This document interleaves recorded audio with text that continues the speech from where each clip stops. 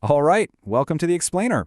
Look, we've taken this massive, hours-long vampire adventure and we're distilling it all down into one thrilling 5-minute story. So let's just jump right in, shall we? This is a dark tale of survival, of mystery, and oh yeah, monsters you are definitely not going to forget. So get this, Suicide by Sun. Kind of weird out of context, right? But honestly, it is the perfect hook for what's coming. It just perfectly sums up the insane life or death stakes for these characters. I mean, think about it. For a vampire, sunlight is the ultimate death sentence. This story isn't just about who's got the most power, it's about desperately trying to avoid that one final fiery end. Okay, so let's set the scene. We're in the 1500s, on a ship, making that long voyage from the old world to the new. But yeah, this is no cruise ship.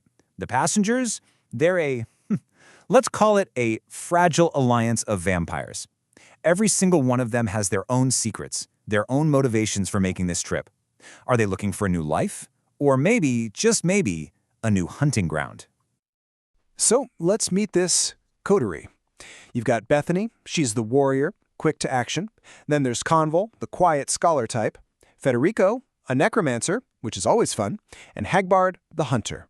And the guy trying to keep this whole powder keg from blowing up, that's the captain. Now, every one of them is incredibly powerful in their own right, but their goals, they are a complete mess of conflicting agendas. This is not a team, not by a long shot. It's basically a cage match of predators on a tiny ship. What could possibly go wrong? Now, you gotta remember, being a vampire comes with one massive weakness, the sun. So they absolutely rely on their mortal crew to do, well, everything during the day. Their survival literally depends on these humans, and that dependence, that's where everything starts to go horribly, horribly wrong.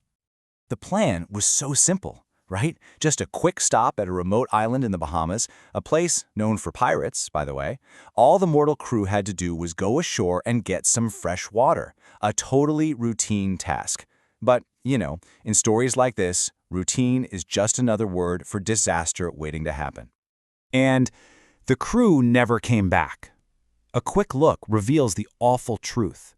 They've been captured by some mysterious native warriors. Now, for the vampires, this is catastrophic. I mean, absolutely world-ending.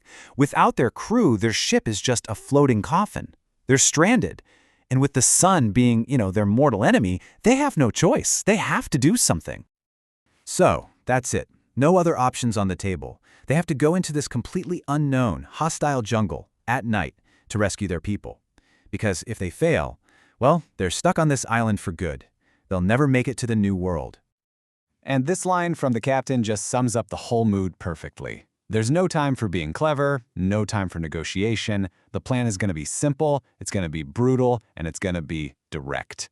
These are predators, after all, and it's time to go hunting. The plan itself sounds pretty straightforward on paper, right? 1. Sneak into the jungle. 2. Find the crew. 3. Bust them out. And 4. Get the heck back to the ship before the sun comes up. Just 4 little steps. But, as you can probably guess, the jungle had other ideas. And yeah, the second they got near the village, the whole plan just completely fell apart. Warriors started popping up from, well, it seemed like they were coming out of the ground itself. A full-blown, violent ambush. And our vampires, for all their supernatural power, were totally caught off guard. Suddenly, it's just this chaotic, desperate fight for their very unlives. But here's the crazy part. Against all odds, they pull it off. They actually fight their way through, they free 12 members of their crew, and they start heading back. It looks like they've done it. Victory is right there. But this island was holding on to one last secret, and it was way, way deadlier. So as they're making their escape, running back to the beach, something monstrous starts crawling out of the island's spring. And this something instantly turns this rescue mission into a flat-out, frantic race for survival. Yeah, you heard that right. That's just the raw, completely unfiltered shock from one of the players. Because this wasn't some myth or a legend they were fighting. This was a living, breathing monster from a forgotten time. I'm talking about the kind of pure terror that makes even an immortal vampire feel really, really small. And this is the truly horrifying twist. Look, they were expecting a fight, right? Maybe even a fire-breathing dragon. But this thing's weapon wasn't fire. No.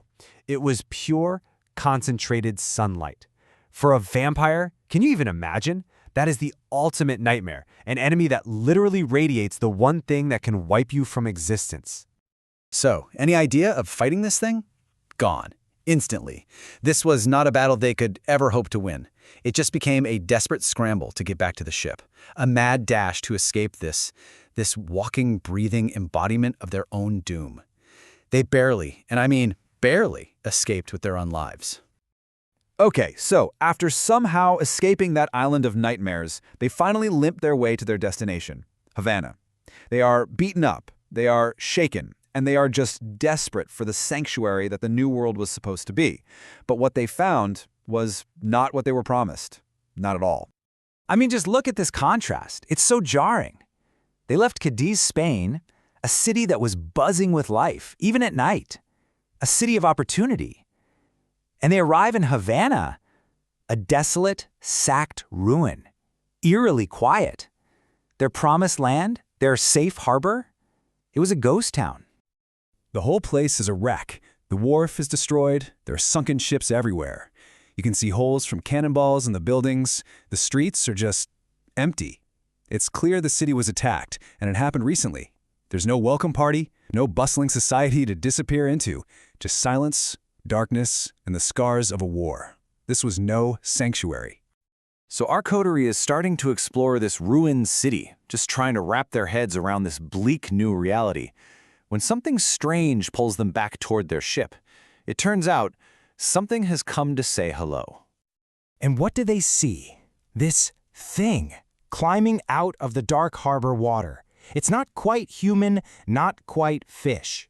Reddish skin, webbed hands, and these huge orb-like eyes. And you can bet, after what just happened on that island, every single vampire on that ship is on high alert. But then, the creature speaks. And what it says is maybe the most chilling part of this whole story. It gives them a formal welcome to Havana and the Camarilla courts. It's not just some random sea monster.